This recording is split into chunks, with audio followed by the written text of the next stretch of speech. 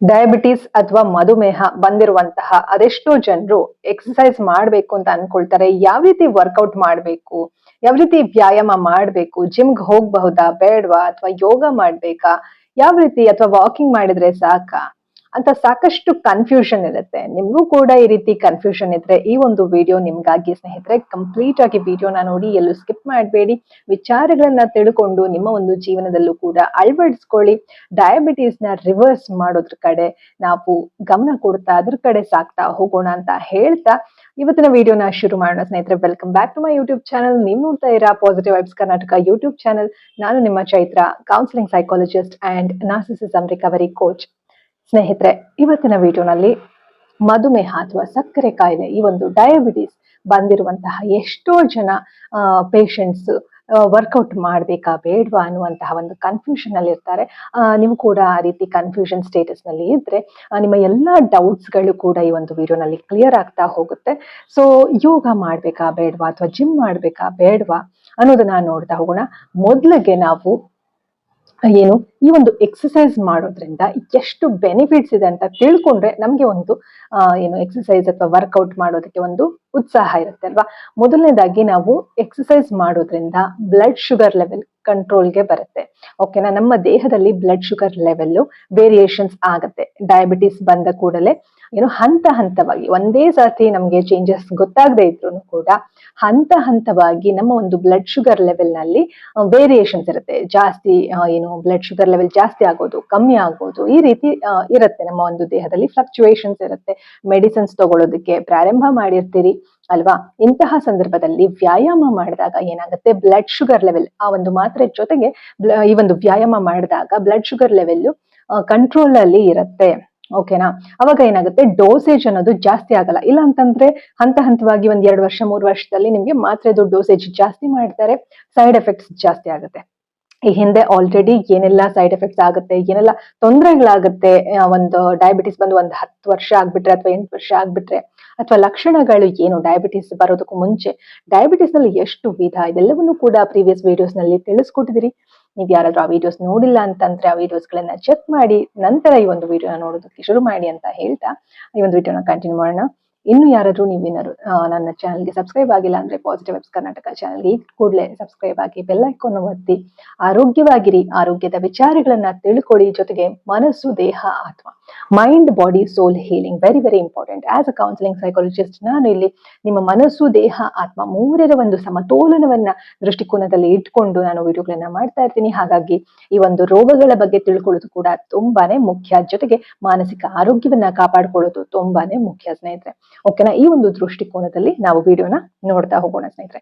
ಮೊದಲನೇದಾಗಿ ನೀವು ವ್ಯಾಯಾಮ ಮಾಡೋದ್ರಿಂದ ಏನಾಗುತ್ತೆ, ಬ್ಲಡ್ ಶುಗರ್ ಲೆವೆಲ್ ಅನ್ನೋದು ಕಂಟ್ರೋಲ್ ಅಲ್ಲಿ ಇರುತ್ತೆ. ಓಕೆನಾ. ಇದ್ರ ಜೊತೆಗೆ ಸ್ಟ್ರೆಸ್ ಮ್ಯಾನೇಜ್ಮೆಂಟ್, ಅಂದ್ರೆ ಸ್ಟ್ರೆಸ್ ಅನ್ನೋದು ಕಮ್ಮಿ ಆಗುತ್ತೆ ವ್ಯಾಯಾಮ ಮಾಡಿದಾಗ ನಿಮ್ಗೆ. ಅಥವಾ ನಾನು ಹೇಳ್ತಾ ಹೋಗ್ತೀನಿ ಏನೆಲ್ಲ ಮಾಡ್ಬೋದು, ಯಾವ ರೀತಿ ವ್ಯಾಯಾಮಗಳು ನೀವು ಮಾಡ್ಬೋದು ಅಂತ ಹೇಳ್ತಾ ಹೋಗ್ತೀನಿ. ಅದೆಲ್ಲವನ್ನು ಕೂಡ ಮಾಡ್ತಾ ಮಾಡ್ತಾ ನಿಮ್ಗೆ ಏನಾಗುತ್ತೆ, ಮೈಂಡ್ ಅಲ್ಲಿ, ಮನಸ್ಸಲ್ಲಿ ಒಂದು ಸ್ಟ್ರೆಸ್, ಒತ್ತಡ ಅನ್ನೋದು ಕಮ್ಮಿ ಆಗುತ್ತೆ. ಒತ್ತಡ ಅನ್ನೋದು ಕಮ್ಮಿ ಆದಾಗ ಏನಾಗುತ್ತೆ, ನಿಮ್ಗೆ ಒಳ್ಳೆಯ ಒಂದು ನಿದ್ದೆ ಬರೋದಕ್ಕೆ ಶುರು ಆಗುತ್ತೆ, ಒಳ್ಳೆಯ ಆಹಾರ ತಿನ್ಬೇಕು ಅಂತ ಅನ್ಸುತ್ತೆ. ಇಲ್ಲಾಂದ್ರೆ ಸ್ಟ್ರೆಸ್ ಇರುವಾಗ ಫಾಸ್ಟ್ ಫುಡ್ ಏನಾದ್ರು ತಿನ್ಬಿಡೋಣ, ಸ್ವೀಟ್ ತಿನ್ನೋಣ, ಅದ್ ತಿನ್ನೋಣ ಅಂತ ಅನ್ಸ್ತಾ ಇರುತ್ತೆ. ಯಾವಾಗ್ಲಾದ್ರು ಒಂದ್ಸತಿ ತಿಂದ್ರೆ ಪರವಾಗಿಲ್ಲ, ಬಟ್ ಪದೇ ಪದೇ ಜಂಕ್ ಫುಡ್ ತಿನ್ನೋಣ ಅಂತ ಅನ್ನಿಸ್ತಾ ಇರುತ್ತೆ ಅಲ್ವಾ. ಕ್ರೇವಿಂಗ್ಸ್ ಆಗ್ತಾ ಇರುತ್ತೆ, ನಿದ್ದೆ ಬರೋದಿಲ್ಲ ಸ್ಟ್ರೆಸ್ ಇರುವಾಗ. ಆದ್ರೆ ವ್ಯಾಯಾಮ ಮಾಡಿದಾಗ ಏನಾಗುತ್ತೆ, ನಿಮ್ಗೆ ಸ್ಟ್ರೆಸ್ ಅನ್ನೋದು ಕಮ್ಮಿ ಆಗುತ್ತೆ, ದಿನನಿತ್ಯದ ಕೆಲಸಗಳು ಸುಲಭವಾಗಿ ಸಾಗ್ತಾ ಹೋಗುತ್ತೆ ಸ್ನೇಹಿತರೆ. ಇದರ ಜೊತೆಗೆ ವೆಯ್ಟ್ ಮ್ಯಾನೇಜ್ಮೆಂಟ್, ವೆಯ್ಟ್ ಕೂಡ ನಿಮ್ಮ ಒಂದು ತೂಕ ಕೂಡ ಒಂದು ರೀತಿ ಸ್ಟೇಬಲ್ ಆಗಿ ಇರುತ್ತೆ, ಮ್ಯಾನೇಜ್ ಮಾಡ್ಬೋದು. ತೀರಾ ಕಮ್ಮಿನೂ ಆಗಲ್ಲ, ತೀರಾ ಜಾಸ್ತಿನೂ ಆಗಲ್ಲ. ನಿಮ್ಮ ಹೈಟ್ಗೆ, ನಿಮ್ಮ ಏಜ್ಗೆ ತಕ್ಕಾಗಿ ನಿಮ್ಮ ಒಂದು ತೂಕ ಕೂಡ ಇರುತ್ತೆ. ಸೊ ಇದೆಲ್ಲ ಕಾರಣಗಳಿಗಾಗಿ ನೀವು ವ್ಯಾಯಾಮ ಅನ್ನೋದು, ಎಕ್ಸಸೈಸ್ ಅನ್ನೋದು ಮಾಡ್ಲೇಬೇಕು. ಯಾವೆಲ್ಲ ರೀತಿಯ ಎಕ್ಸಸೈಸ್ ಮಾಡಬಹುದು ಅಂತ ಒಂದೊಂದಾಗಿ ಸಿಂಪಲ್ ಆಗಿ ಹೇಳ್ಕೊಡ್ತೀನಿ ನಿಮ್ಗೆ. ಅದನ್ನ ಫಾಲೋ ಮಾಡಿದ್ರೆ ಸಾಕಷ್ಟು ನಿಮ್ಮ ಒಂದು ಆರೋಗ್ಯ ಸುಧಾರಿಸುತ್ತೆ. ಜೊತೆಗೆ ಈ ಒಂದು ಬ್ಲಡ್ ಶುಗರ್ ಅನ್ನೋದು ಕಂಟ್ರೋಲ್ಗೆ ಬರುತ್ತೆ. ನೀವು ಯಾವ ಏಜ್ ಅನ್ನೋದು ಮ್ಯಾಟರ್ ಆಗಲ್ಲ, ಯಾವ ಒಂದು ಸ್ಥಿತಿನಲ್ಲಿ ಇದೀರಿ ಅನ್ನೋದು ಮ್ಯಾಟರ್ ಆಗಲ್ಲ. ಇವತ್ತು ನೀವು ಶುರು ಮಾಡಿದ್ರೆ ಇನ್ನು 1 ತಿಂಗಳಲ್ಲಿ ನಿಮ್ಗೆ ಸಾಕಷ್ಟು ಬದಲಾವಣೆಗಳು ಕಾಣುತ್ತೆ. 1 ತಿಂಗಳು ಬೇಡ, 1 ವಾರ 2 ವಾರದಲ್ಲೇ ಸಾಕಷ್ಟು ಬದಲಾವಣೆಗಳು ಕಾಣುತ್ತೆ. ಇನ್ನೂ ನೀವೇನಾದ್ರು ವರ್ಕೌಟ್ ಮಾಡ್ತಾ ಇಲ್ಲ ಅಂತಂದ್ರೆ ಅಥವಾ ಕನ್ಫ್ಯೂಷನ್ ಅಲ್ಲಿ ಇದ್ರೆ ಇವತ್ತೇ ಶುರು ಮಾಡಿ ಸ್ನೇಹಿತರೆ. ಮೊದಲನೇದಾಗಿ ವಾಕಿಂಗ್. Best and safe. ಓಕೆನಾ, ಅಂದ್ರೆ ಬರೀ ವಾಕಿಂಗ್ ಅಂತಲ್ಲ, ಇದನ್ನ ಇನ್ಕ್ಲೂಡ್ ಮಾಡ್ಕೊಳ್ಬೇಕು ನೀವು. ಓಕೆನಾ, ಫಾರ್ ಬಿಗಿನರ್ಸ್. ಇವಾಗ ಇನ್ನೂ ತುಂಬಾ ಜನ ಏನೂ ವರ್ಕೌಟ್ ಮಾಡಲ್ಲ, ಕೂತಲ್ಲೇ ಕೂತಿರ್ತಾರೆ. ಇನ್ನೂ ಕೂಡ ತುಂಬಾ ಜನ ಹಂಗ್ ಮಾಡ್ತಾ ಇದ್ದಾರೆ ಅಲ್ವಾ. ಒಂದು 40s ಅಥವಾ 50s ಅಲ್ಲಿ ಇರುವಂತಹ ಜನರು ಅಥವಾ 30s ಅಲ್ಲಿ ಇರೋರು ಕೂಡ ಏನ್ ಮಾಡ್ತಾ ಇದಾರೆ, ಕೂತಲ್ಲೇ ಕೂತಿರ್ತಾರೆ. ವ್ಯಾಯಾಮ ಏನು ಮಾಡಲ್ಲ. ಮಾಡ್ಬೇಕು ಅಂತ ಅನ್ಕೊಳ್ತಾರೆ, ಆದ್ರೆ ಮಾಡೋದಿಲ್ಲ ಅಲ್ವಾ. ಹಾಗಾಗಿ ಅಂತಹ ಜನರಿಗೆ ನೀವು ಕೂಡ ಅದರಲ್ಲಿ ಇನ್ಕ್ಲೂಡ್ ಆಗಿದ್ರೆ, ಅಂದ್ರೆ ಶುರು ಮಾಡೋದಕ್ಕೆ for beginners walking is best and safe ಅಲ್ವಾ.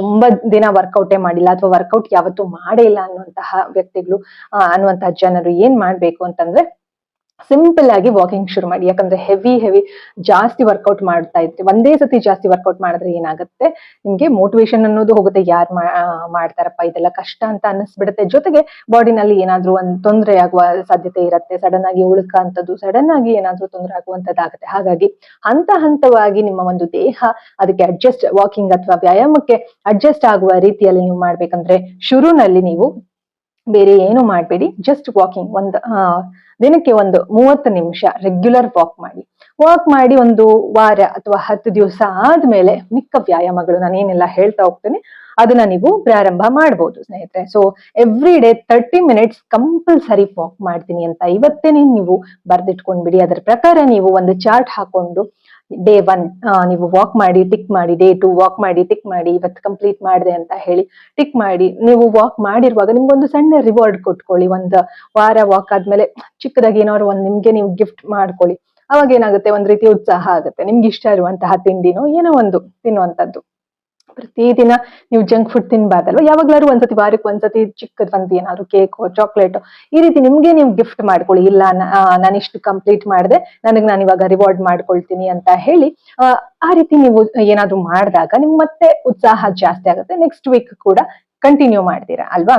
ಹಾಗಾಗಿ ನಾನು ಹೇಳ್ದೆ ಅನ್ಬಿಟ್ಟು ಜಾಸ್ತಿ ಎಲ್ಲ ತಿನ್ನುವಂಥದ್ದಲ್ಲ, ಸುಮ್ಮನೆ ನಿಮ್ಮ ಒಂದು ಖುಷಿಗೋಸ್ಕರ, ರಿವಾರ್ಡ್ಗೋಸ್ಕರ. ಯಾಕಂದ್ರೆ ಏನಾದ್ರೂ ಒಂದು ಹೊಸದಾಗಿ ನಾವು ಹ್ಯಾಬಿಟ್ ನ ಬೆಳೆಸ್ಕೊಳ್ಬೇಕಂದ್ರೆ ಅದಕ್ಕೆ ನಾವು ಕಂಟಿನ್ಯೂಸ್ ಮಾಡುವಾಗ ನಾವು ಒಂದಷ್ಟು ದಿವಸ ನಾವು ಅನ್ಕೊಂಡಂಗೆನೆ ಮಾಡಿದ್ವಿ ಅಂತ ಇಟ್ಕೊಳ್ಳಿ. ಅದಾದ್ಮೇಲೆ ಸಣ್ಣದಾಗಿ ನಮ್ಗೆ ನಾವು ಏನಾದ್ರೂ ಒಂದು ಕಂಗ್ರಾಚುಲೇಟ್ ಮಾಡ್ಕೊಳ್ಳೋದಕ್ಕೆ, ಒಂದು ಗಿಫ್ಟ್ ಮಾಡ್ಕೊಳ್ಳುವಂಥದ್ದು ತುಂಬಾ ಇಂಪಾರ್ಟೆಂಟ್. ಅದನ್ನ ಕಂಟಿನ್ಯೂ ಮಾಡೋದಕ್ಕೆ, ನಾವು ಮಾಡ್ತಾ ಇರುವಂತಹ ಕೆಲಸಗಳು ಕಂಟಿನ್ಯೂ ಆಗತ್ತೆ ಅವಾಗ. ಓಕೆನಾ. ಸೊ ಹಾಗಾಗಿ ರೆಗ್ಯುಲರ್ ಆಗಿ ವಾಕ್ ಮಾಡೋದಕ್ಕೆ ಶುರು ಮಾಡಿ, ಇವತ್ತೇ ಶುರು ಮಾಡಿ. ಓಕೆನಾ. ಜೊತೆಗೆ ಸ್ಲೋಲಿ ಸ್ಟಾರ್ಟ್ ಮಾಡಿ. ಅಂದ್ರೆ ನಾನ್ ವಾಕ್ ಮಾಡಿ ಅಂತ ಹೇಳ್ದೆ ಅಂದ್ಬಿಟ್ಟು ಫಾಸ್ಟ್ ಆಗಿ ವಾಕ್ ಮಾಡೋದು ಒಂದೇ ಸತಿ ಮಾಡ್ಬೇಡಿ. ಯಾಕಂತಂದ್ರೆ ಇಲ್ಲಿ ಹಾರ್ಟ್ ಬೀಟ್ ರೇಟ್ಗಳು ಒಬ್ಬೊಬ್ರದ್ದು ಒಂದೊಂದ್ ರೀತಿ ಇರುತ್ತೆ, ರಕ್ತದ ಒತ್ತಡ ಇರುತ್ತೆ ಕೆಲವರಿಗೆ. ಸ್ವಲ್ಪ ಸಾವಧಾನವಾಗಿ ನಿಧಾನವಾಗಿ ಶುರು ಮಾಡಿ. ನಿಧಾನವಾಗಿ ಕನ್ಸಿಸ್ಟೆಂಟ್ ಆಗಿ, ಅಂದ್ರೆ ಕಂಟಿನ್ಯೂಸ್ ಆಗಿ ಮಾಡ್ತಾ ಹಂತವಾಗಿ ನಿಮ್ಮ ಒಂದು ಎನರ್ಜಿ ಲೆವೆಲ್ ಜಾಸ್ತಿ ಆಗುತ್ತೆ. ಬ್ಲಡ್ ಶುಗರ್ ಲೆವೆಲ್ ಕಂಟ್ರೋಲ್ಗೆ ಬರುತ್ತೆ. ಇಂಟ್ರೆಸ್ಟ್ ಅನ್ನೋದು ಹಾಗೆ ಉಳಿಯುತ್ತೆ. ಇಂಟ್ರೆಸ್ಟ್ ಹೋಗೋದಿಲ್ಲ. ಇಲ್ಲಪ್ಪ ನಾನು ಮಾಡಲ್ಲ ಅಂತ ಅನ್ಸೋದಿಲ್ಲ. ಓಕೆನಾ. ಹಾಗಾಗಿ ಸ್ಲೋ ಆಗಿ ನೀವು ವಾಕ್ ಮಾಡೋದಕ್ಕೆ ಪ್ರಾರಂಭ ಮಾಡಿ ಸ್ನೇಹಿತರೆ. ಇದರ ಜೊತೆಗೆ ನೀವು ಊಟ ಮಾಡಿದ ನಂತರ ಅಟ್ ಲೀಸ್ಟ್ ಒಂದು 10 to 15 ಮಿನಿಟ್ಸ್ ವಾಕ್ ಮಾಡ್ಬೇಕು. ಇದು ತುಂಬಾ ಹೆಲ್ಪ್ ಆಗುತ್ತೆ. ಯಾಕಂತಂದ್ರೆ ಊಟ ಮಾಡಿ ನೀವು ಹಾಗೆ ಕೂತ್ಬಿಟ್ರೆ ಏನಾಗುತ್ತೆ, ಜೀರ್ಣಕ್ರಿಯೆ ಆಗಲ್ಲ ಸರಿಯಾಗಿ. ತಿಂದಿರುವ ಆಹಾರ ಅಲ್ಲೇ ಉಳ್ಕೊಳುತ್ತೆ, ದೇಹಕ್ಕೆಲ್ಲ ತಲುಪೋದಿಲ್ಲ. ಬ್ಲಡ್ ಶುಗರ್ ಲೆವೆಲ್ ವೇರಿಯೇಷನ್ಸ್ ಹಾಗೆ ಆಗತ್ತೆ. ಆಯ್ತಾ. ಇದು ಶುಗರ್ ಇಲ್ಲದೆ ಇರ್ಲಿ, ಇದು ವೆರಿ ಇಂಪಾರ್ಟೆಂಟ್. ಶುಗರ್ ಇರೋಂಥವ್ರಾದ್ರೆ ಕಂಪಲ್ಸರಿ ಮಾಡ್ಲೇಬೇಕು, ನೀವು ಕಂಟ್ರೋಲ್ಗೆ ತಗೊಳ್ಬೇಕು. ಓಕೆನಾ. ರಿವರ್ಸ್ ಮಾಡೋದಕ್ಕೂ ಕೂಡ ಇದು ಹೆಲ್ಪ್ ಆಗುತ್ತೆ. ರಿವರ್ಸ್ ಮಾಡ್ಬೇಕು, ಶುಗರ್ ಬಂದಿರೋದು ಮತ್ತೆ ಹೋಗಿಸ್ಬೇಕು ಅಂತಂದ್ರೆ ಇದೆಲ್ಲವನ್ನು ನೀವು ಫಾಲೋ ಮಾಡ್ಬೇಕಾಗುತ್ತೆ. ಆಯ್ತಾ. ಒಂದೇ ಸರ್ತಿ ವಾಪಸ್ ರಿವರ್ಸ್ ಮಾಡಕ್ ಆಗಲ್ಲ. ಹಂತವಾಗಿ ರಿವರ್ಸ್ ಮಾಡ್ಬೇಕಂದ್ರೆ ಇದೆಲ್ಲ ಮಾಡ್ಬೇಕಾಗುತ್ತೆ. ಊಟ ಆದ ನಂತರ ಕಂಪಲ್ಸರಿ ಬೆಳಗ್ಗೆ ತಿಂಡಿ ತಿಂದ ನಂತರ, ಮಧ್ಯಾಹ್ನ ಊಟ ಆದ ನಂತರ, ರಾತ್ರಿ ಊಟ ಆದ ನಂತರ ಹೆವಿ ಫಾಸ್ಟ್ ಬೇಡ, ಹೆವಿ ವರ್ಕೌಟ್ ಎಲ್ಲ ಬೇಡ. 10 to 15 ಮಿನಿಟ್ಸ್ ನಾರ್ಮಲ್ ಆಗಿ ನೀವು ಮನೆಯಲ್ಲೇ ಓಡಾಡ್ಬೋದು. ತುಂಬಾ ಜಾಸ್ತಿ ನೀವು ಆಚೆನೆ ಹೋಗಿ ವಾಕಿಂಗ್ ಎಲ್ಲ ಮಾಡ್ಬೇಕು ಅಂತ ಏನು ಇಲ್ಲ. ಜಸ್ಟ್ ಊಟ ಆಗಿ ಒಂದು 10-15 ನಿಮಿಷ ಓಡಾಡಿ. ಮೆಟ್ಲು ಹತ್ತು ಇಳಿದು ಮಾಡುವಂತದ್ದು, ಅಥವಾ ಮನೆಯಲ್ಲಿ ಹಾಲ್ ನಲ್ಲಿ ಓಡಾಡುವಂತದ್ದು, ಅಥವಾ ಕಾರಿಡಾರ್ ನಲ್ಲಿ ಓಡಾಡುವಂತದ್ದು, ಇದೆಲ್ಲವನ್ನು ಕೂಡ ಮಾಡಿ ಸ್ನೇಹಿತರೆ. ಒಂದು 10 to 15 ಮಿನಿಟ್ಸ್ ಬಿಗಿನರ್ಸ್ಗೆ ವಾಕಿಂಗ್. ಓಕೆನಾ. Walking must. ಓಕೆನಾ. ವಾಕಿಂಗ್ ಮಾಡಬಹುದು. ಓಕೆನಾ. ಸೊ ಇದರ ಜೊತೆಗೆ ಇದನ್ನ ಮಾಡ್ತಾ ಸ್ವಲ್ಪ ನೀವು ಪಿಕಪ್ ಆಗ್ತೀರಿ ಅಲ್ವಾ. ಅವಾಗ ನೀವು ಸ್ಟ್ರೆಂತ್ ಟ್ರೈನಿಂಗ್ ಪ್ರಾರಂಭ ಮಾಡ್ಬೋದು ಸ್ನೇಹಿತರೆ. ಇಲ್ಲಿ ಸ್ಟ್ರೆಂತ್ ಟ್ರೈನಿಂಗ್ ಅಂತಂದ್ರೆ ಏನು, ಜಿಮ್ಮನ್ನು ಇನ್ಕ್ಲೂಡ್ ಆಗುತ್ತೆ. ಆದ್ರೆ ಇಲ್ಲಿ ಒಂದ್ ಅಂಶ ನೀವು ಗಮನದಲ್ಲಿ ಇಟ್ಕೊಳ್ಬೇಕು. ಹೆವಿ ಲಿಫ್ಟ್ ಮಾಡುವಂಥದ್ದು, ಸಡನ್ ಆಗಿ ನಾವು ಜಾಸ್ತಿ ಪ್ರೆಷರ್ ಕೊಟ್ಟು ಮಾಡುವಂಥದ್ದು, ಅದೆಲ್ಲವೂ ಏನು ಬೇಡ. ನೀವು ಮನೆಯಿಂದಾನೇ ಶುರು ಮಾಡಿ. ಜಿಮ್ಗೆ ಹೋಗ್ಬೇಕು ಅಂತ ಏನೂ ಇಲ್ಲ ಶುರುನಲ್ಲಿ. ಆಮೇಲೆ ಬೇಕಾದ್ರೆ ನೀವು ಜಿಮ್ಗೆ ಜಾಯಿನ್ ಆಗಬಹುದು. ಆದ್ರೆ ಪ್ರಾರಂಭದಲ್ಲಿ, ಬಿಗಿನಿಂಗ್ ಅಲ್ಲಿ ಮನೆಯಲ್ಲೇನೆ ನೀವು ಅದನ್ನು ನಿಮ್ಮ ಡಾಕ್ಟರ್ನ ಕೇಳಿ ಒಂದ್ಸತಿ ನಿಮ್ಮ ಬಾಡಿಗೆ ತಕ್ಕನಾಗಿ ಇಲ್ಲ ಜನರಲ್ ಆಗಿ ಮಾಡಬಹುದಾದಂತದ್ದು 1 kg ಎಲ್ರೂ ಎತ್ತಬಹುದಲ್ವಾ.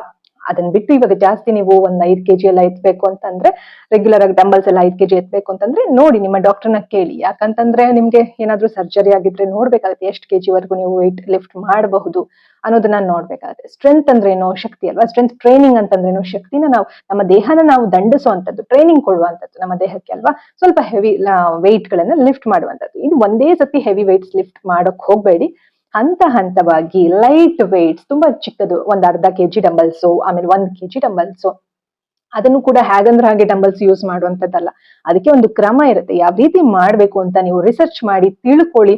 ಇಲ್ಲ ನಾನೇ ವಿಡಿಯೋಸ್ ಮಾಡ್ತೀನಿ ಯಾವ ರೀತಿ ಮಾಡ್ಬೋದು ಅಂತ ಹೇಳಿ ವಾಪಸ್ ಬಂದು ನನ್ನ ವಿಡಿಯೋಸ್ ಗಳನ್ನೇ ನೀವು ನೋಡಿ ಕೂಡ ನೀವು ಮಾಡ್ಬೋದು. ಅಥವಾ ಸಾಕಷ್ಟು ವಿಡಿಯೋಸ್ ಗಳಿದೆ ಯೂಟ್ಯೂಬ್ ಅಲ್ಲಿ. ಆದ್ರೆ ನೀವು ಎಲ್ಲವನ್ನೂ ಇಲ್ಲಿ ಏನಾಗ್ಬಿಟ್ಟಿದೆ ಇವಾಗ ಅಂತಂದ್ರೆ ಸೋಷಿಯಲ್ ಮೀಡಿಯಾನಲ್ಲಿ ನಮ್ಗೆ ಎಷ್ಟು ಬೇಕೋ ಅದಕ್ಕಿಂತ ಹೆಚ್ಚಾಗಿ ಓವರ್ ಆಗಿ ನಮ್ಗೆ ಎಲ್ಲಾ ಮಾಹಿತಿಗಳು ಸಿಗತ್ತೆ ಅಲ್ವಾ. ಆದ್ರೆ ನೀವು ಚೂಸ್ ಮಾಡ್ಕೋಬೇಕು, ಆಯ್ಕೆ ಮಾಡ್ಕೊಳ್ಬೇಕು, ಯಾವ್ದು ನೋಡ್ಬೇಕು, ಯಾರ ಒಂದು ವಿಡಿಯೋಸ್ ಗಳು ನೋಡ್ಬೇಕು, ಯಾವ್ದು ನನಗೆ ಉಪಯುಕ್ತ ಆಗತ್ತೆ ಅಲ್ವಾ. ಇವಾಗ ಎಲ್ರು ಚೆನ್ನಾಗೇ ಮಾಡ್ತಾರೆ, ಅಂದ್ರೆ ತುಂಬಾ ಜನ ಚೆನ್ನಾಗೇ ಮಾಡ್ತಾರೆ ವಿಡಿಯೋಸ್. ಆದ್ರೆ ನಿಮ್ಗೆ ಯಾವ್ದು ಯೂಸ್ಫುಲ್ ಆಗುತ್ತೆ, ತುಂಬಾ ಹೈ ಒಂದು ವೆಯ್ಟ್ ಲಿಫ್ಟಿಂಗ್ ಮಾಡೋದು, ಹೈ ಲೆವೆಲ್ ಪ್ರೊಫೆಷನಲ್ ಆಗಿ ಮಾಡುವಂತದ್ದೆಲ್ಲ ಎಲ್ರಿಗೂ ಆಗದೆ ಇರ್ಬೋದು ಆ ರೀತಿ ಮಾಡೋದಕ್ಕೆ ಅಲ್ವಾ. ಸಿಂಪಲ್ ಆಗಿ ನಿಮ್ಮ ದೇಹಕ್ಕೆ ಯಾವ್ದು ಏನು ಕರೆಕ್ಟ್ ಆಗಿ ಸೂಟ್ ಆಗತ್ತೆ, ಯಾವ್ದು ಆಯ್ಕೆ ಮಾಡ್ಕೊಳ್ಬೇಕು ನೀವು ನೋಡ್ಕೊಂಡು ಅಂತಹ ಒಂದು ವ್ಯಾಯಾಮಗಳನ್ನ ನೀವು ಮಾಡ್ಬೋದು ಸ್ನೇಹಿತರೆ. ಸೊ ಹಾಗಾಗಿ ನೀವು ಟ್ರೈನರ್ನ ಇಟ್ಟುನು ಮಾಡ್ಕೊಳ್ಬಹುದು, ಅಥವಾ ಟ್ರೈನರ್ನ ಹಿಡ್ದಿರ ಸಣ್ಣದಾಗಿ ಚಿಕ್ಕದಾಗಿ ನೀವೇ ಪ್ರಾರಂಭ ಮಾಡಬಹುದು. ನಾನು ಕೂಡ ಈ ಡಂಬಲ್ಸ್ ನ ಉಪಯೋಗಿಸ್ಕೊಂಡು ಯಾವ ರೀತಿ ನೀವು ಎಕ್ಸರ್ಸೈಸ್ ಮಾಡಬಹುದು ಅನ್ನೋದನ್ನ ನನ್ನ ಚಾನಲ್ ನಲ್ಲಿ ಸದ್ಯದಲ್ಲೇ ಹಾಕ್ತೀನಿ. ಚೆಕ್ ಮಾಡಿ, ಅದನ್ನು ಕೂಡ ಹೇಳ್ಕೊಡ್ತೀನಿ ನಾನು ಯಾವ ರೀತಿ ಮಾಡ್ಬೇಕು ಅಂತ. ಸೊ ನಿಮ್ಗೇನಾದ್ರು ಸರ್ಜರಿ, ಮೇಜರ್ ಸರ್ಜರಿ ಆಗಿತ್ತು ಅಂತಂದ್ರೆ ಒಂದ್ಸತಿ ಡಾಕ್ಟರ್ನ ಕನ್ಸಲ್ಟ್ ಮಾಡಿ ಎಷ್ಟು ವೆಯ್ಟ್ ನ ನೀವು ಎತ್ಬಹುದು ಅಂತ ಕೇಳ್ಕೊಂಡು ಮಾಡಿ. ಅದ್ಬಿಟ್ಟು ಇಲ್ಲ ನಾ ಏನು ಸರ್ಜರಿ ಏನು ಆಗಿಲ್ಲ, ಅಥವಾ ಸರ್ಜರಿ ಆಗಿ ಇವಾಗ ನಾರ್ಮಲ್ ಆಗಿದ್ದೀನಿ ಅನ್ನೋ ತರ ಇರುವಂತವ್ರೆಲ್ಲ ನೀವು ಸ್ವಲ್ಪ 1 kg ನಾನು ಹೇಳ್ದಂಗೆ ಈ ರೀತಿ ಸ್ಟಾರ್ಟ್ ಮಾಡಿ ಸ್ನೇಹಿತರೆ. ಓಕೆನಾ. ಲೈಟ್ ವೆಯ್ಟ್ ನ ಎತ್ತೋದಕ್ಕೆ ಪ್ರಾರಂಭ ಮಾಡಿ. ಓಕೆನಾ. ಇದರ ಜೊತೆಗೆ ರೆಸಿಸ್ಟೆನ್ಸ್ ಬ್ಯಾಂಡ್ ನ ನೀವು ಉಪಯೋಗಿಸ್ಕೊಳ್ಬಹುದು. ರೆಸಿಸ್ಟೆನ್ಸ್ ಬ್ಯಾಂಡ್ ಅಂತ ಸಿಗುತ್ತೆ ಅಲ್ವಾ, ಸ್ಪೋರ್ಟ್ಸ್ ಅಂಗಡಿಗಳಲ್ಲೆಲ್ಲ ಸಿಗುತ್ತೆ, ನೀವು ಚೆಕ್ ಮಾಡಿ. ಸೊ ಅದನ್ನ ಕೂಡ ಉಪಯೋಗಿಸ್ಕೊಂಡು ನೀವು ನಿಮ್ಮ ಒಂದು ಸ್ಟ್ರೆಂತ್ ಟ್ರೈನಿಂಗ್ ಅನ್ನ ಮಾಡ್ಕೊಳ್ಬಹುದು. ಇದರ ಜೊತೆಗೆ ಇದನ್ನ ನೀವು ಅಂದ್ರೆ ಈ ಒಂದು 1 kg ಏನ್ ಮಾಡ್ತಿರಲ್ಲ, ನೀವು ಇದನ್ನ ಹಂತವಾಗಿ ಇದನ್ನ 1 ವಾರ 1 kg ಮಾಡಿದ್ರೆ ಅದಾದ್ಮೇಲೆ 1.5 kg 2 kg ಈ ರೀತಿ ನಿಮ್ಗೆ ಎಷ್ಟಾಗುತ್ತೋ ನಿಮ್ಮ ದೇಹದ ಒಂದು ಏನು ಸ್ಥಿತಿ ಯಾವ ತರ ಇದೆ ಅದಕ್ಕೆ ಅನುಗುಣವಾಗಿ ಸ್ವಲ್ಪ ಇನ್ಕ್ರೀಸ್ ಮಾಡ್ಕೊಳ್ಳಿ. ಓಕೆನಾ.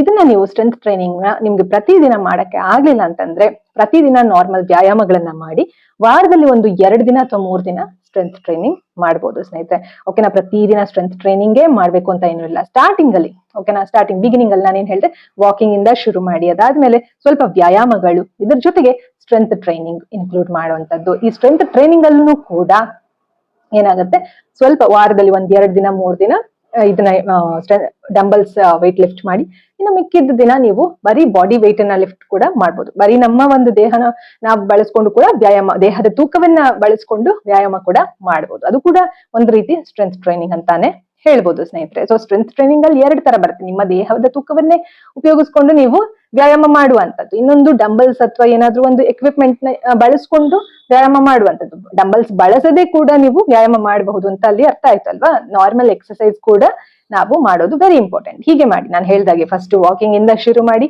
1 ವಾರ ವಾಕಿಂಗ್ ಮಾಡ್ತಿದ್ದಂಗೆ ಹಂತವಾಗಿ ನೀವು ವ್ಯಾಯಾಮ, ಸಣ್ಣ ಪುಟ್ಟ ವ್ಯಾಯಾಮಗಳನ್ನ ಪ್ರಾರಂಭಿಸಿ, ಅದಾದ ನಂತರ ಚಿಕ್ಕ ಡಂಬಲ್ಸ್ ಅನ್ನ ಹಿಡ್ಕೊಂಡು ನೀವು ವ್ಯಾಯಾಮವನ್ನ, ಸ್ಟ್ರೆಂತ್ ಟ್ರೈನಿಂಗ್ ಅನ್ನ ಮಾಡಬಹುದು ಸ್ನೇಹಿತರೆ. ಇದಿಷ್ಟು ಮಾಡೋದ್ರಿಂದ ನಿಮ್ಗೆ ಏನ್ ಲಾಭ ಅಂತಂದ್ರೆ, ನಿಮ್ಮ ಒಂದು ಮಸಲ್ ಟೋನ್ ಆಗುತ್ತೆ ಆಯ್ತಾ.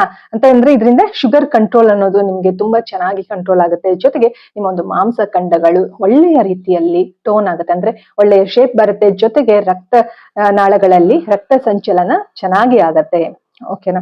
ಸೊ ಹಾಗಾಗಿ ಮಸಲ್ ಬಿಲ್ಡ್ ಆಗೋದಕ್ಕೂ ಕೂಡ ಹೆಲ್ಪ್ ಆಗುತ್ತೆ. ಮಸಲ್ ಲಾಸ್ ಆಗೋದು ಕಮ್ಮಿ ಆಗುತ್ತೆ.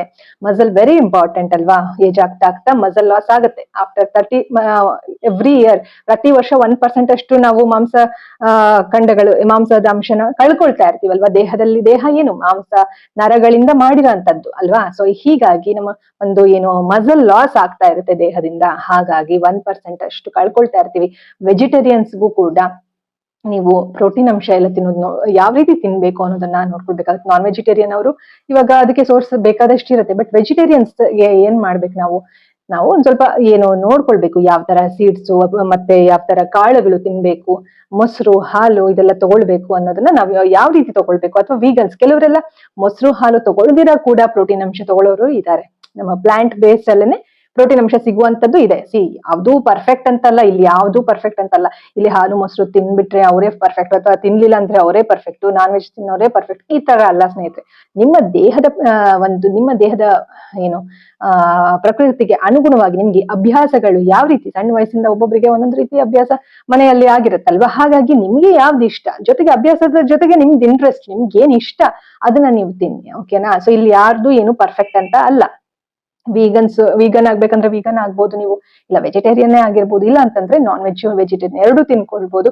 ಆದ್ರೆ ಇಲ್ಲಿ ಏನ್ ತಿನ್ಬೇಕು ಏನ್ ತಿನ್ಬಾರ್ದು, ಎಷ್ಟು ಪ್ರಮಾಣದಲ್ಲಿ ತಿನ್ಬೇಕು, ಇದು ವೆರಿ ವೆರಿ ಇಂಪಾರ್ಟೆಂಟ್. ಯಾಕೆ ಅಂತಂದ್ರೆ ಸ್ಟ್ರೆಂತ್ ಟ್ರೈನಿಂಗ್ ಎಲ್ಲ ಮಾಡುವಾಗ ಇಲ್ಲಿ ಪ್ರೋಟೀನ್ ಅಂಶ ದೇಹಕ್ಕೆ ಹೋಗ್ಲೇಬೇಕು ಅಲ್ವಾ. ಇಲ್ಲಿ ಯಾವ ರೀತಿ ನೀವು ಆಯ್ಕೆ ಮಾಡ್ಕೊಳ್ಳಿ, ನಿಮ್ಮ ದೇಹಕ್ಕೆ ಏನು ನಿಮ್ಗೇನ್ ಇಷ್ಟ, ನಿಮ್ಮ ದೇಹಕ್ಕೆ ಯಾವ್ದು ಸೂಟ್ ಆಗತ್ತೆ. ಲಿಸನ್ ಟು ಯೋರ್ ಬಾಡಿ, ನಿಮ್ಮ ದೇಹಕ್ಕೆ ನೀವು ಗಮನಿಸಿ.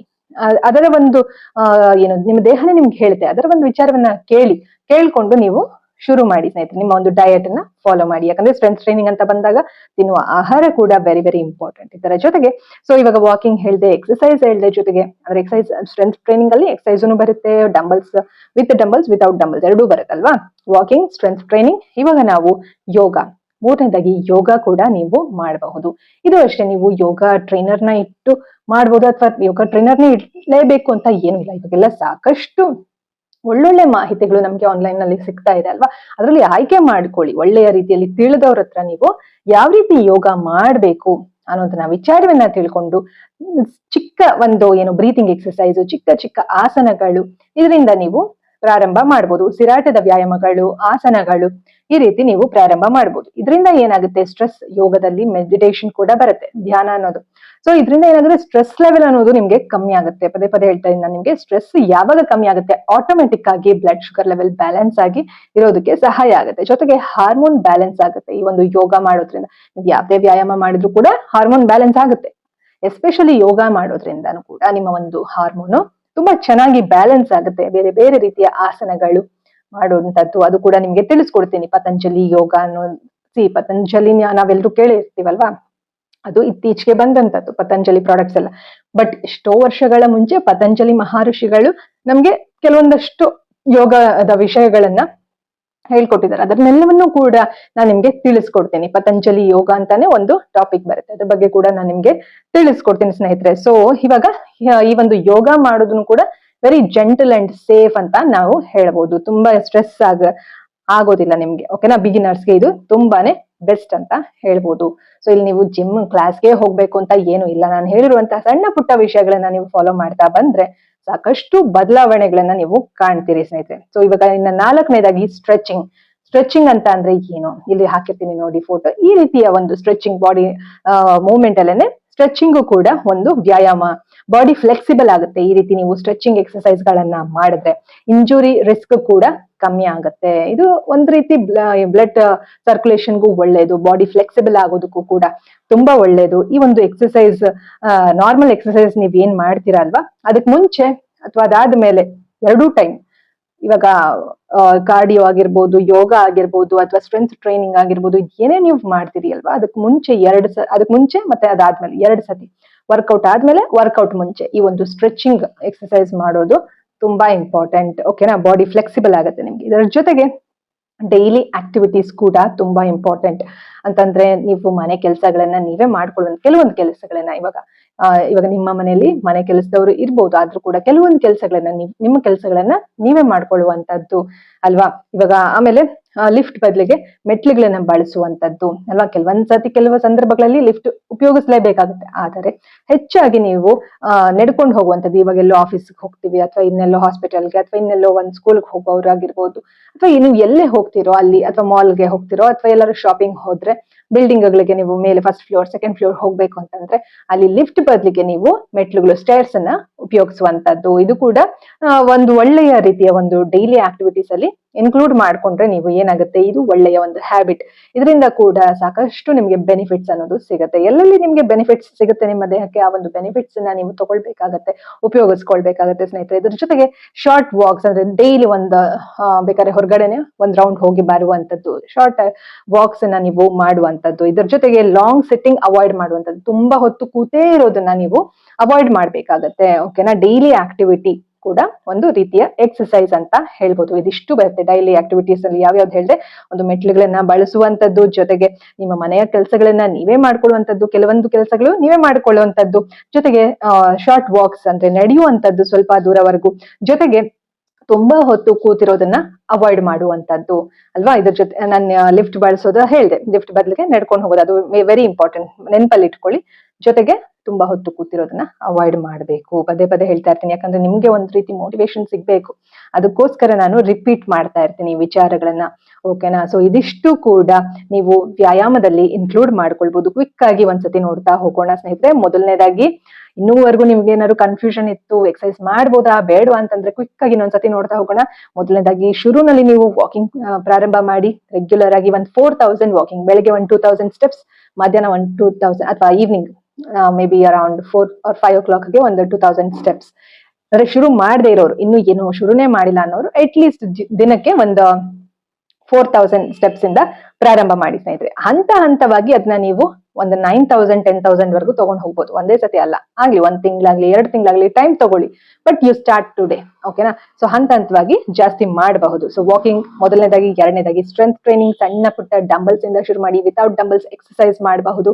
ಓಕೆನಾ. ಮೂರನೇದಾಗಿ ಯೋಗ ಮಾಡುವಂತದ್ದು, ಮನೆಯಲ್ಲೇ ಸಿಂಪಲ್ ಆಗಿರುವಂತಹ ಯೋಗಾಸನಗಳು, ಬ್ರೀತಿಂಗ್ ಎಕ್ಸರ್ಸೈಸ್ ಜೊತೆಗೆ ಈಸಿ ಆಗಿರುವಂತಹ ಆಸನಗಳು, ಅದನ್ನ ನಿಮ್ಗೆ ಹೇಳ್ಕೊಡ್ತೀನಿ. ಸೊ ಮೂರನೇದಾಯ್ತು. ಇನ್ನ ನಾಲ್ಕನೇದಾಗಿ ಸ್ಟ್ರೆಚಿಂಗ್ ಎಕ್ಸರ್ಸೈಸ್, ಅಂದ್ರೆ ಎಕ್ಸರ್ಸೈಸ್ ಮೇನ್ ವರ್ಕೌಟ್ ಮಾಡೋದಕ್ಕೆ ಮುಂಚೆ, ವರ್ಕೌಟ್ ಮಾಡಾದ್ಮೇಲೆ ಈ ಒಂದು ಸ್ಟ್ರೆಚಿಂಗ್ ಎಕ್ಸರ್ಸೈಸ್ ಮಾಡಿ ಬಿಡಬೇಡಿ, ಬಾಡಿ ಫ್ಲೆಕ್ಸಿಬಲ್ ಆಗುತ್ತೆ. ಇದ್ರ ಜೊತೆಗೆ ಐದನೇದಾಗಿ ಡೈಲಿ ಆಕ್ಟಿವಿಟೀಸ್ ಕೂಡ ನೀವು ಕೆಲವೊಂದು ಬದಲಾವಣೆಗಳನ್ನ ಮಾಡ್ಕೊಳ್ಬೇಕಾಗುತ್ತೆ. ಲಿಫ್ಟ್ ಬದಲು ವಾಕಿಂಗ್ ಮಾಡುವಂತದ್ದು, ಸಣ್ಣದಾಗಿ ವಾಕ್ ಹೋಗುವಂತದ್ದು, ನಿಮ್ಮ ಕೆಲಸ ನೀವೇ ಮಾಡ್ಕೊಳ್ಳುವಂತದ್ದು, ಜೊತೆಗೆ ತುಂಬಾ ಹೊತ್ತು ಕೂತಿರೋದನ್ನ ಅವಾಯ್ಡ್ ಮಾಡುವಂತದ್ದು. ಸೊ ಇದಿಷ್ಟು ಕೂಡ ಏನು ಮಾಡಬಹುದಾದಂತಹ ವಿಚಾರಗಳು. ಇದಿಷ್ಟು ನಿಮ್ಮ ಕೈಲೇ ಇದೆ ಅಲ್ವಾ. ಕೆಲವೊಂದೆಲ್ಲ ನಮ್ಮ ಕೈಲೇ ಇರುತ್ತೆ, ನಾವು ಮಾಡ್ಬೇಕಷ್ಟೇ, ಪ್ರಯತ್ನ ಮಾಡ್ಬೇಕು. ಹಂತ ಹಂತವಾಗಿ ನಮ್ಮ ಒಂದು ಡಿಸಿಪ್ಲಿನ್ಡ್ ಲೈಫ್ ಅನ್ನ ಲೀಡ್ ಮಾಡೋದ್ರ ಕಡೆ ಗಮನ ಕೊಡ್ಬೇಕಾಗುತ್ತೆ ಸ್ನೇಹಿತರೆ. ಸೊ ಇದಿಷ್ಟು ನೀವು ತಿಳ್ಕೊಂಡ್ರಿ, ಯಾವೆಲ್ಲ ಎಕ್ಸರ್ಸೈಸ್ ಮಾಡಬಹುದು, ಯಾವ ರೀತಿ ನಾವು ವ್ಯಾಯಾಮಗಳನ್ನ ಮಾಡಬಹುದು ಅನ್ನೋದನ್ನ ತಿಳ್ಕೊಂಡ್ರಿ ಅಲ್ವಾ. ಸೊ ಇವಾಗ ಇಂಪಾರ್ಟೆಂಟ್ ಪ್ರಿಕಾಷನ್ಸ್ ನೀವು ಏನ್ ತಗೊಳ್ಬೇಕು, ಇದರ ಈ ಎಲ್ಲಾ ವಿಚಾರಗಳ ಜೊತೆಗೆ ಕೆಲವೊಂದಷ್ಟು ಮುಖ್ಯವಾದ ಪ್ರಿಕಾಷನ್ಸ್ ನ ನೀವು ಕೆಲವೊಂದಷ್ಟು ಗಮನದಲ್ಲಿ ಇಟ್ಕೊಳ್ಬೇಕಾಗಿರುವಂತಹ ವಿಚಾರಗಳು ಇವೆ. ಅದ್ಯಾವ್ದು ಅಂತ ಹೇಳ್ತೀನಿ. ಸಡನ್ ಆಗಿ ಇಂಟೆನ್ಸ್ ವರ್ಕೌಟ್ ಬೇಡ. ಸಡನ್ ಆಗಿ ಜಾಸ್ತಿ ವೆಯ್ಟ್ ಎತ್ತದು, ಸಡನ್ ಆಗಿ ಜಾಸ್ತಿ ಸ್ಟೆಪ್ಸ್ ಗಳನ್ನ ಹೋಗುವಂತದ್ದು, ಸಡನ್ ಆಗಿ ಜಾಸ್ತಿ ಹೊತ್ತು ವರ್ಕೌಟ್ ಮಾಡುವಂತದ್ದು. ಕೆಲವರು 2 hours 3 hours ಕಂಟಿನ್ಯೂಸ್ ಮಾಡ್ಬಿಡ್ತೀನಿ, ನಾನೆಲ್ಲ ಸರಿ ಹೋಗ್ಬಿಡುತ್ತೆ, ಸಡನ್ ಆಗಿ ಮಾಡುವಂತದ್ದು. ಇದೆಲ್ಲ ಮಾಡ್ಬೇಡಿ, ಬಾಡಿ ಡಿಹೈಡ್ರೇಷನ್ ಆಗುತ್ತೆ. ಅವಾಗ ನೀರ್ ಕುಡಿತಾ ಇರ್ಬೇಕು. ಈಗ ನಾರ್ಮಲ್ ವರ್ಕೌಟ್ ಮಾಡುವಾಗ್ಲೂ ಒಂದು ಗುಟ್ಕ ನೀರ್ ಕುಡಿತಾ ಇದ್ದೀವಿ ಮಧ್ಯ ಮಧ್ಯ, ಆಯ್ತಾ. ಜಾಸ್ತಿ ನೀರ್ ಕುಡ್ಕೊಂಡು ವರ್ಕೌಟ್ ಮಾಡಬಾರ್ದು, ಸ್ವಲ್ಪ. ಓಕೆನಾ. ಸೊ ಈ ರೀತಿ ತುಂಬಾ ವರ್ಕೌಟ್ ಮಾಡ್ಬಿಡೋದು ಒಂದೇ ಸತಿ, ಇಂಟೆನ್ಸ್ ವರ್ಕೌಟ್ ಬೇಡ. ಇದ್ರ ಜೊತೆಗೆ ಏನೂ ತಿಂದಿರಾ ಖಾಲಿ ಹೊಟ್ಟೆನಲ್ಲಿ ಹೆವಿ ಎಕ್ಸರ್ಸೈಸ್ ಎಲ್ಲ ಮಾಡಕ್ ಹೋಗ್ಬೇಡಿ. ಬೆಳಿಗ್ಗೆ ಹೊತ್ತು ನೆನ್ಸಿರುವಂತಹ ಏನಾದ್ರೂ ಒಂದು ನೀವು ಸೀಡ್ಸು, ನಟ್ಸು, ಆಯ್ತಾ, ಚಿಯಾ ಸೀಡ್ಸ್ ಅನ್ನ ನೆನೆಸಿ ಅದ್ರ ನೀರು ಬೆಳಿಗ್ಗೆ ಕುಡಿಯುವಂತದ್ದು, ಇಲ್ಲಾಂತಂದ್ರೆ ಬಾದಾಮಿನ ನೆನೆಸಿ ಅದನ್ನ ತಿನ್ನುವಂತದ್ದು, ಅದ್ರ ಜೊತೆಗೆ 1-2 ಪೀಸು ಪಪ್ಪಾಯ ಏನಾದ್ರು ತಿನ್ನುವಂತದ್ದು. ಇದನ್ನ ತಿಂದು ನೀವು ನಂತರ ವರ್ಕೌಟ್ ಅನ್ನ ಶುರು ಮಾಡ್ಬೋದು ಸ್ನೇಹಿತರೆ. ಬರೀ ಖಾಲಿ ಹೊಟ್ಟೆನಲ್ಲಿ ವರ್ಕೌಟ್ ಮಾಡ್ಬೇಡಿ. ಮೊದಲೇ ಶುಗರ್ ಇರುತ್ತೆ, ಶುಗರ್ ವೇರಿಯೇಷನ್ಸ್ ಇರುತ್ತೆ, ಮತ್ತೆ ವರ್ಕೌಟ್ ಮಾಡ್ಬಿಟ್ಟು ಹೈಪೋಗ್ಲೈಸಿಮಿಕ್ ಆಗ್ಬಿಡುತ್ತೆ, ಅಂದ್ರೆ ಶುಗರ್ ಲೆವೆಲ್ ತೀರಾ ಕಮ್ಮಿ ಆಗ್ಬಿಡುತ್ತೆ, ಅದು ಇನ್ನೊಂದು ರೀತಿ ತೊಂದರೆ ಆಗುತ್ತಲ್ವಾ. ಸೊ ಹಾಗಾಗಿ ಯಾವುದೇ ಕಾರಣಕ್ಕೂ ಖಾಲಿ ಹೊಟ್ಟೆನಲ್ಲಿ ಎಕ್ಸರ್ಸೈಸ್ ಮಾಡಕ್ ಹೋಗ್ಬೇಡಿ. ಸ್ವಲ್ಪ ಆದ್ರೂ ನೀವೇನಾದ್ರು ತಗೊಳ್ಳಿ, ಅಥವಾ ಏನಾದ್ರು ಮಾಲ್ಟ್ ಕುಡಿಯುವಂತದ್ದು. ಈ ಪ್ರೋಟೀನ್ ಪೌಡರ್ ಎಲ್ಲ ಇಟ್ಕೊಂಡಿರ್ತೀರಿ ಅಲ್ವಾ. ಸೊ ಅದ್ರದ್ದು ಏನಾದ್ರು ಒಂದು ಮಾಲ್ಟ್ ಮಾಡ್ಕೊಂಡು ಸ್ವಲ್ಪ ಕುಡಿಯೋದು. ಹಾಗಂತೇಳಿ ಜಾಸ್ತಿ ಹೆವಿ ತಿನ್ಬಿಟ್ಟು ವರ್ಕೌಟ್ ಮಾಡಕ್ ಆಗಲ್ಲ ಅಲ್ವಾ. ಸ್ವಲ್ಪ ಲೈಟ್ ಆಗಿ ತಗೊಂಡು ಏನಾದ್ರು ಆಮೇಲೆ 10 ನಿಮಿಷ ಬಿಟ್ಟು ವರ್ಕೌಟ್ ಮಾಡಿ, ತದನಂತರ ನೀವು 20 ಮಿನಿಟ್ಸ್ 30 ಮಿನಿಟ್ಸ್ ಬಿಟ್ಟು ಬ್ರೇಕ್ಫಾಸ್ಟ್ ಮಾಡ್ಬೋದು. ಬೆಳಿಗ್ಗೆ ಹೊತ್ತು ಕಂಪಲ್ಸರಿ ವರ್ಕೌಟ್ ಮಾಡಿ, ಎಕ್ಸರ್ಸೈಸ್ ಪ್ರಾರಂಭ ಮಾಡಿ ಇವತ್ತಿಂದಾನೆ. ಓಕೆನಾ. ಸೊ ಈವ್ನಿಂಗ್ ಮಾಡಿ, ಅಥವಾ ಯಾವಾಗ ನೀವು ವಿಡಿಯೋ ನೋಡ್ತಿರ್ತೀರೋ, ಬೆಳಿಗ್ಗೆ ನೋಡ್ತಿದ್ರೆ ಸಂಜೆನೆ ಮಾಡಿ, ಅಥವಾ ಸಂಜೆ ನೋಡ್ತಿದ್ರೆ ನಾಳೆ ಮಾರ್ನಿಂಗ್ ಇಂದ ಶುರು ಮಾಡಿ, ಈ ತರ ಮಾಡಿ. ಓಕೆನಾ. ಸೊ ಇದು ಇಂಪಾರ್ಟೆಂಟ್. ಇದ್ರ ಜೊತೆಗೆ ನೀರನ್ನ ಎಷ್ಟು ಬೇಕೋ ಅಷ್ಟು ಕುಡಿಬೇಕು. ನಿಮ್ಮ ದೇಹಕ್ಕೆ ಇದು ಇಂಪಾರ್ಟೆಂಟ್ ಪ್ರಿಕಾಷನ್ಸ್ ಅಲ್ಲಿ ಬರುತ್ತೆ. ನೀರ್ ಎಷ್ಟು ಬೇಕೋ ಅಷ್ಟು ನೀವು ದೇಹಕ್ಕೆ ಕುಡಿಬೇಕಾಗತ್ತೆ. ತುಂಬಾ ಜಾಸ್ತಿ ಕುಡಿಯೋದು, ತುಂಬಾ ಕಮ್ಮಿ ಕುಡಿಯೋದು ಇದು ತಪ್ಪಾಗುತ್ತೆ ಸ್ನೇಹಿತರೆ. ಇನ್ನ ಪ್ರೀವಿಯಸ್ ವಿಡಿಯೋನಲ್ಲೂ ಒಂದು ಟಿಪ್ ಹೇಳಿದ್ದೆ ನಿಮ್ಗೆ. ಏನು ಬೇಸಿಗೆಗಾಲ ಈಗ ಬಂದಿದೆ, ಬೇಸಿಗೆಗಾಲದಲ್ಲಿ ನೀವು ಕೊತ್ತಂಬರಿ ಬೀಜದ ನೀರು, ಜೀರಿಗೆ ನೀರು, ತಂಪಿನ ಬೀಜ ಹಾಕಿ ನೀರು, ಇದೆಲ್ಲವೂ ಕೂಡ ಕುಡಿಬಹುದು. ಪ್ರೀವಿಯಸ್ ವಿಡಿಯೋ ಚೆಕ್ ಮಾಡಿ ಹೇಗೆ ಅಂತ ಹೇಳಿದೀನಿ. ಬೇಕಾದ್ರೆ ಅದ್ರ ಬಗ್ಗೆ ಸಪರೇಟ್ ಆಗಿ ನಿಮ್ಗೆ ವಿಡಿಯೋ ಮಾಡ್ತೀನಿ. ಬಾಡಿನ ಡಿಹೈಡ್ರೇಟ್ ಆಗೋದಕ್ಕೆ ಬಿಡಬೇಡಿ, ಹೈಡ್ರೇಟೆಡ್ ಆಗಿ ಇಟ್ಕೊಳ್ಳಿ. ಓಕೆನಾ. ನಮ್ಮ ಜೀವಕೋಶಗಳಿಗೆ ನೀರಿನಂಶ ಹೋಗುವಂತದ್ದು ತುಂಬಾ ತುಂಬಾ ಇಂಪಾರ್ಟೆಂಟ್, ಒಣಗಬಾರದು ಅಲ್ವಾ. ಸೊ ಇದ್ರ ಜೊತೆಗೆ ನೆಕ್ಸ್ಟ್ ಕಂಫರ್ಟಬಲ್ ಆಗಿರುವಂತಹ ಫುಟ್ವೇರ್ ಬಳಸಿ. ತುಂಬಾ ಟೈಟ್ ಆಗಿರುವಂತಹ ಶೂ ಹಾಕೊಳ್ಳುವಂಥದ್ದು, ಅಲ್ಲಿ ಗಾಳಿ ಆಡದೆ ಇರುವಂತದ್ದು, ಇದೆಲ್ಲ ಬೇಡ. ಕಂಫರ್ಟಬಲ್ ಆಗಿರುವಂತದ್ದು ನೀವು ಚಪ್ಪಲ್ಲೋ ಅಥವಾ ಶೂಸ್ ಯಾವ್ದಾದ್ರು ಬಳಸಿ, ಬಟ್ ಕಂಫರ್ಟಬಲ್ ಇರ್ಬೇಕು ಆಯ್ತಾ. ನಿಮ್ಗೆ ಚೆನ್ನಾಗಿ ಅದು ಬ್ರೀದಬಲ್ ಅಂತ ಅನಿಸ್ಬೇಕು. ತುಂಬಾ ಟೈಟ್ ಆಗಿ ಒಂದ್ ರೀತಿ ಅಲ್ಲಿ ಗಾಳಿನೇ ಹೋಗದಿರೋ ರೀತಿ ಅನ್ನಿಸ್ಬಾರ್ದು ಆಯ್ತಾ. ಕಂಫರ್ಟಬಲ್ ಫುಟ್ವೇರ್ ನ ಬಳಸಿ ವರ್ಕೌಟ್ ಮಾಡುವಾಗ. ಇದ್ರ ಜೊತೆಗೆ ಡಿಸಿನೆಸ್ ಬಂದ್ರೆ ಸ್ಟಾಪ್ ಮಾಡಿ. ಅಂದ್ರೆ ತುಂಬಾನೇ ಏನು ತಲೆ ಸುತ್ತ ಬರ್ತಾ ಇದೆ ಅಥವಾ ಸುಸ್ತಾಗ್ತಾ ಇದೆ, ಮಾಡಕ್ ಆಗ್ತಾ ಇಲ್ಲ ಅಂತ ಅಂದ್ರೆ ನಿಲ್ಲಿಸ್ಬಿಡಿ. ಅಥವಾ ನಿಮ್ಗೆ ಏನಾದ್ರು ಟ್ರೈನರ್ ಇದ್ರೆ ಅವ್ರು ಮಾಡಿಸ್ತಾ ಇದ್ರೆ, ಏನಾದ್ರು ನಿಮ್ಗೆ ಸುಸ್ತಾಗ್ತಿತ್ತು ಅಂತ ಹೇಳಿ ಬಾಯ್ಬಿಟ್ಟು, ಇಲ್ಲ ಅವ್ರು ಮಾಡಿಸ್ತಾ ಇದಾರಪ್ಪ ನಾನು ಮಾಡ್ಲೇಬೇಕು ಅನ್ನೋ ಒಂದು ಮೈಂಡ್ ಸೆಟ್ ಬೇಡ. ಓಕೆನಾ. ಸೊ ಹಾಗಾಗಿ ಬಾಯ್ಬಿಟ್ಟು ಹೇಳಿ, ಇಲ್ಲ ನಂಗೆ ಆಗ್ತಾ ಇಲ್ಲ, ಸ್ವಲ್ಪ ರಿಲ್ಯಾಕ್ಸ್ ಮಾಡ್ಬೇಕು, ರೆಸ್ಟ್ ಮಾಡ್ಬೇಕು, ಈ ರೀತಿ ಹೇಳಿ. ನೀವು ಹೇಳಿಲ್ಲ ಅಂದ್ರೆ ಅವ್ರಿಗೆ ಗೊತ್ತಾಗೋದಿಲ್ಲ ಅಲ್ವಾ. ಸೊ ಆ ರೀತಿ, ಅಥವಾ ನೀವೇ ಮಾಡ್ತಾ ಇದ್ರೆ ನೀವು ಗಮನ ಮಾಡಿ, ನಿಮ್ಮ ಬಾಡಿ ಏನ್ ಹೇಳ್ತಾ ಇದೆ, ಬಾಡಿ ಕಡೆ ಗಮನ ಕೊಡೋದು ತುಂಬಾ important. Listen to your body. I will be repeating every time. ಓಕೆನಾ. Listen to your body. ನಿಮ್ಮ ದೇಹ ಏನ್ ಹೇಳ್ತಾ ಅದ್ರ ಕಡೆ ಗಮನ ಕೊಡಿ. ಓಕೆನಾ. ಸೊ ಇದಿಷ್ಟು ಕೂಡ ವೆರಿ ವೆರಿ ಇಂಪಾರ್ಟೆಂಟ್ ಪ್ರಿಕಾಷನ್ಸ್, ನೀವು ಮುಖ್ಯವಾದ ಅಂಶಗಳು ಗಮನಿಸಬೇಕಾದಂತದ್ದು ಎಕ್ಸರ್ಸೈಸ್ ಅಥವಾ ವ್ಯಾಯಾಮ ಮಾಡುವಾಗ. ಇದನ್ನ ಬಿಟ್ರೆ ಇನ್ನ ಟೈಪ್ಸ್ ಆಫ್ ಡಯಾಬಿಟೀಸ್ ಅಲ್ಲಿ ಏನ್ ವ್ಯತ್ಯಾಸಗಳು ವ್ಯಾಯಾಮಗಳು ಅಂತ ಬಂದಾಗ, ಬೇರೆ ಬೇರೆ ಟೈಪ್ಸ್ ಆಫ್ ಡಯಾಬಿಟೀಸ್ ಇರೋರು ಯಾವ ರೀತಿ ವ್ಯಾಯಾಮವನ್ನ ಮಾಡ್ಬೇಕು ಅಂತ ಸೂಕ್ಷ್ಮವಾಗಿ ನಾವು ನೋಡೋದಾದ್ರೆ, ಟೈಪ್ 1 ಡಯಾಬಿಟೀಸ್ ಇರೋರು ಆದಷ್ಟು ನೀವು ಶುಗರ್ ನ ಚೆಕ್ ಮಾಡ್ಕೊಳ್ಳೋದು ಬೆಸ್ಟ್. ಯಾಕಂತಂದ್ರೆ ನೋಡಿ, ಡಾಕ್ಟರ್ ಹತ್ರ ಕೇಳ್ಕೊಂಡು ನೀವು ಯಾವ ರೀತಿ ಎಕ್ಸರ್ಸೈಸ್ ಮಾಡ್ಬೋದು ಅಂತ ಒಂದ್ಸತಿ ಡಾಕ್ಟರ್ನ ಕನ್ಸಲ್ಟ್ ಮಾಡಿ. ಯಾಕಂದ್ರೆ ಟೈಪ್ 2 ಡಯಾಬಿಟೀಸ್ ಅವ್ರಿಗಾದ್ರೆ ಜನರಲ್ ಆಗಿ ಹೇಳ್ಬೋದು, ಅದೆಲ್ಲ ಲೈಫ್ ಸ್ಟೈಲ್ ಇಂದ ಬಂದಿರುತ್ತೆ. ಲೈಫ್ ಸ್ಟೈಲ್ ಚೆನ್ನಾಗಿಲ್ಲ ಅಂತಂದ್ರೆ type 2 diabetes common.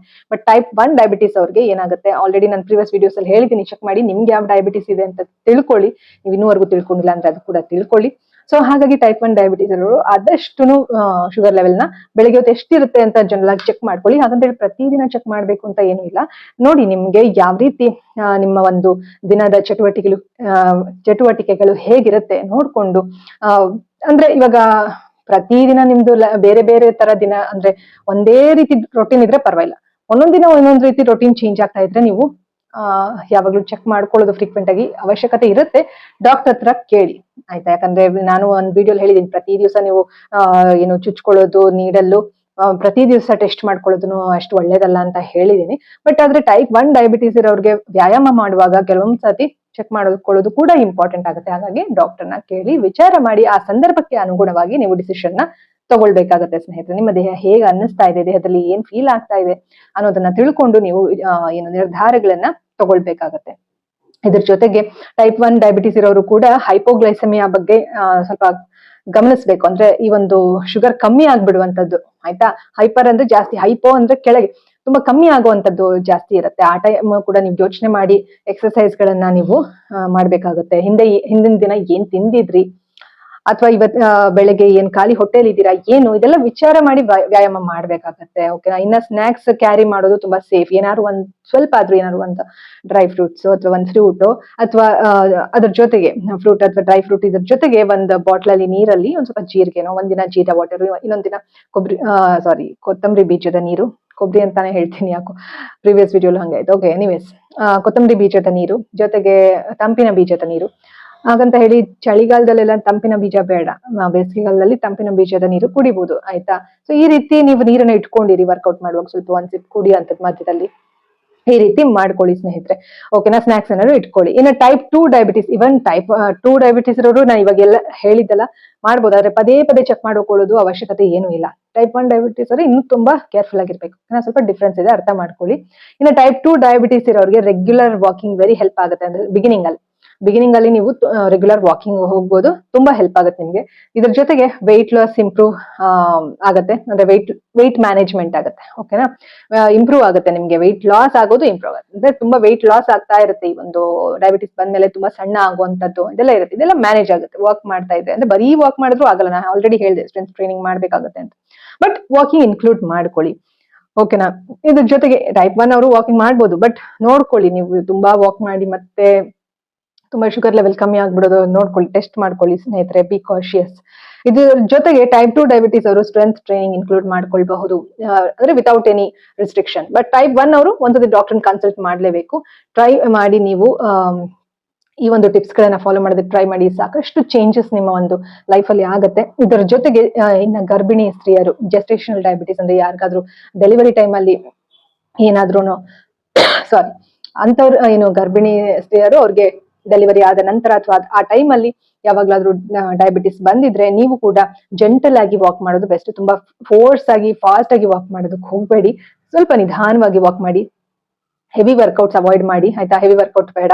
Doctor guidance ಮೇಲೆ ನೀವು ನಿರ್ಧಾರಗಳನ್ನ ತಗೊಳ್ಬೇಕಾಗತ್ತೆ ನೀವು ಕೂಡ ಸ್ನೇಹಿತರೆ, ಓಕೆನಾ. ಇದರ ಜೊತೆಗೆ ನೆಕ್ಸ್ಟ್ ಸೈಕಾಲಜಿಕಲ್ ಆಂಗಲ್ ಅಂದ್ರೆ ಮನಃಶಾಸ್ತ್ರದ ಅಂಗವಾಗಿ ನಾವು ನೋಡೋದೇ ಆದ್ರೆ ಎಕ್ಸಸೈಸ್ ಅಂತ ಅನ್ನೋದು ಒಂದು ಪನಿಷ್ಮೆಂಟ್ ಅನ್ನೋ ತರ ಫೀಲ್ ಮಾಡಬೇಡಿ ಸ್ನೇಹಿತರೆ, ಓಕೆನಾ. ಯಾಕಂದ್ರೆ ಪನಿಷ್ಮೆಂಟ್ ಅನ್ನೋ ತರ ಅಯ್ಯೋ ಮಾಡ್ಬೇಕಲ್ಲಪ್ಪ ಎಕ್ಸಸೈಸ್ ಮಾಡ್ಬೇಕು ಅನ್ನೋ ತರ ಮಾಡಿದ್ರೆ ಏನಾಗುತ್ತೆ, ನಿಮ್ಗೇನು ಉತ್ಸಾಹ ಇರೋದಿಲ್ಲ, ಮಾಡಕ್ ಹೋಗಲ್ಲ. ನಾ ಹೇಳನಲ್ಲ, ಒಂದ್ ವಾರ ಮಾಡಾದ್ಮೇಲೆ ಒಂದ್ ಸಣ್ಣದಾಗ ನಿಮ್ಗೆ ನೀವು ಏನಾದ್ರು ಒಂದ್ ಗಿಫ್ಟ್ ಮಾಡ್ಕೊಳ್ಳುವಂಥದ್ದು, ಈ ರೀತಿ ಮಾಡಿದ್ರೆ ನಿಮ್ಗೆ ಮನ್ಸಿಗೂ ಒಂದ್ ರೀತಿ ಉಲ್ಲಾಸ ಅನ್ಸುತ್ತೆ. ಜೊತೆಗೆ ಚಿಕ್ಕ ಪುಟ್ಟ ಎಕ್ಸಸೈಸ್ ಇಂದ ಪ್ರಾರಂಭ ಮಾಡಿ, ಅವಾಗ ನಿಮ್ಗೆ ಪನಿಷ್ಮೆಂಟ್ ಅಂತ ಅನ್ಸೋದಿಲ್ಲ.